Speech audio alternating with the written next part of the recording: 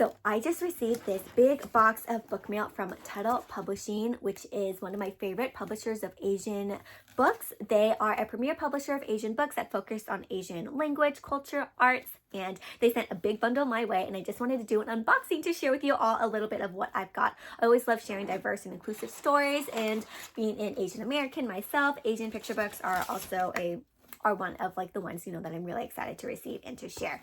And there's a whole mix in here. There's some graphic novels, some for older, some for younger, recipes and everything, cookbooks. So I'm going to show you a quick haul.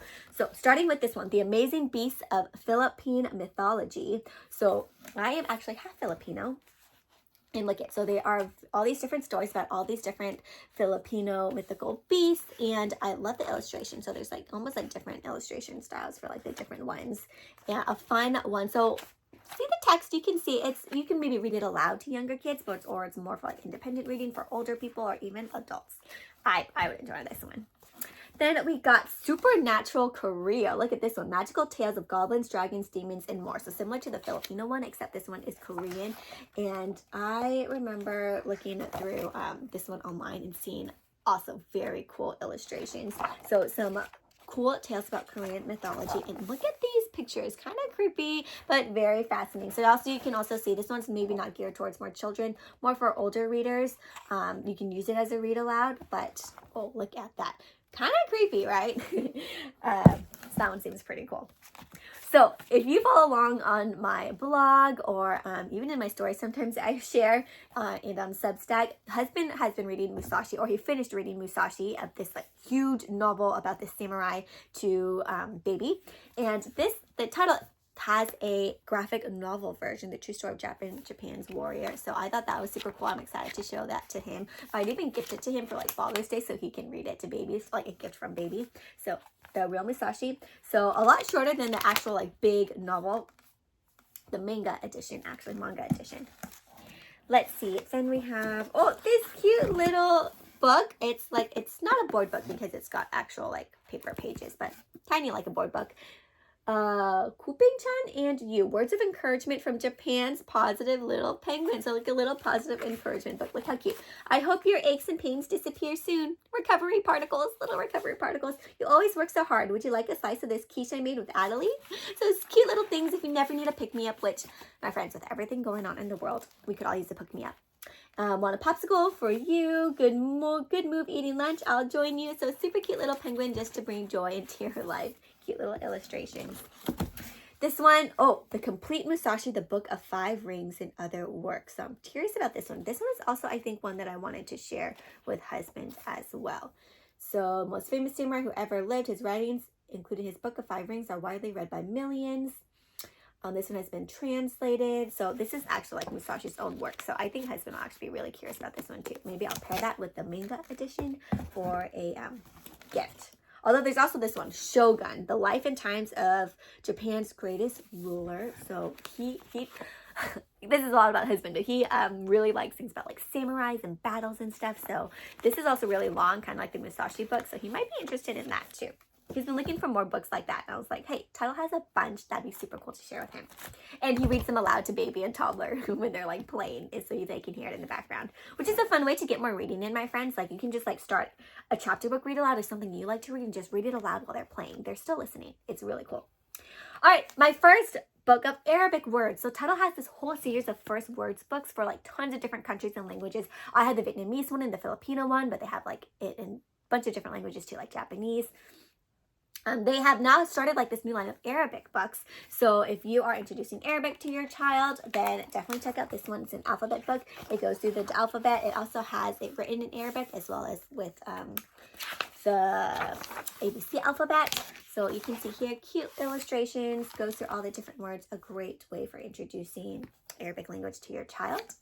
They also have this whole picture dictionary series. I also have it in the Vietnamese and Filipino one, and they also a Tagalog one. I guess it would be Tagalog is the language they speak.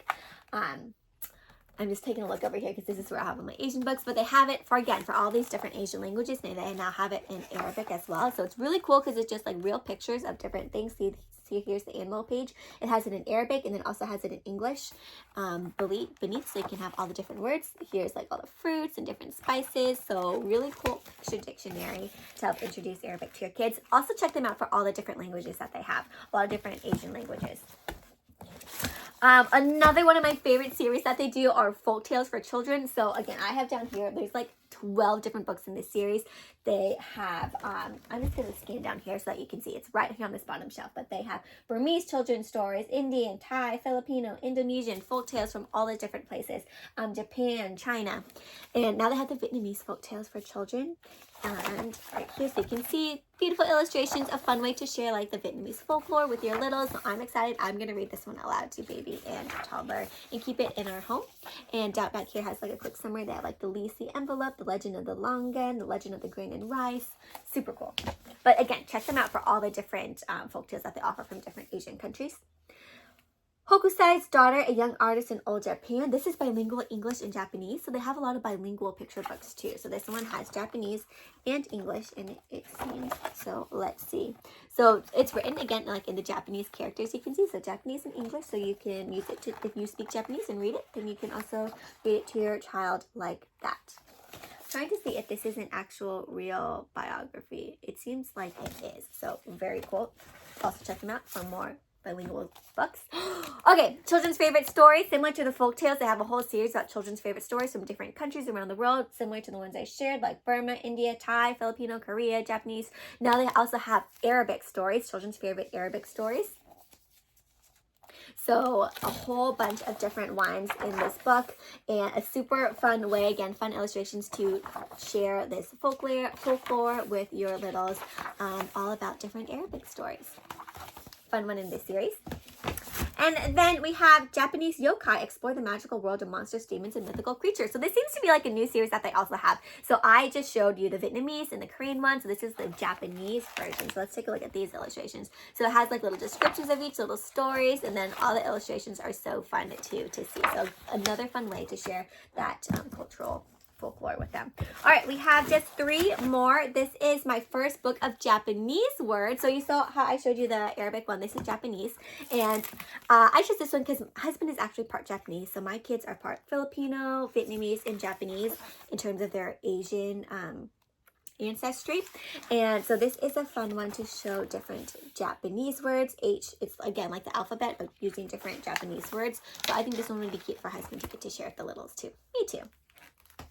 All right, so then we have Supernatural Tales from Japan. So more mythology and stuff, which is super fun. You can see this one is like a lot more text and some illustrations too. But again, so longer. So this is a great one for adults who are very curious about it. You can read it aloud to younger kids, but again, maybe one that's like in the background while they're doing a different task, because you can see that it is pretty long, not as many photos and illustrations.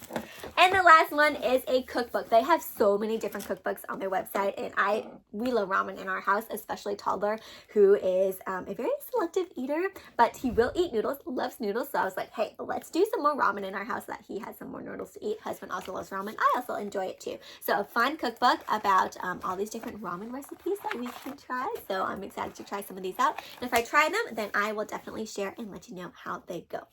All right, so that was a little book haul from Tuttle Publishing. Huge thanks to them, and I'll link their site down below, and definitely check them out for all of their different series of books that they have with all these Asian representation, all these different countries that they feature. Otherwise, let me know which book stood out to you or what you'd like to see more of. Okay, happy reading.